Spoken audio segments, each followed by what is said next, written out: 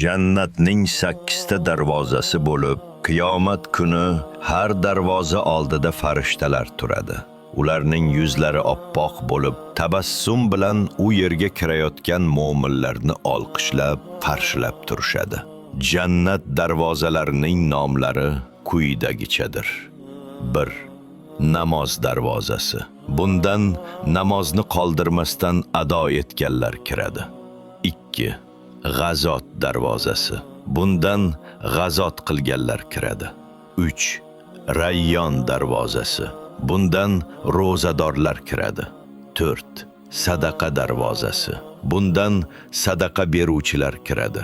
5. Ayman darvozasi. Bundan hisob kitob qilinmaydiganlar kiradi. 6. Afv qiluvchilar darvozasi. Bundan odamlarni afv qilib kechiruvchilar kiradi. 7. Zikr darvozasi. Bundan Allohni zikr qilganlar kiradi. 8. Haj darvozasi. Baytullohni haj qiluvchilar kiradi.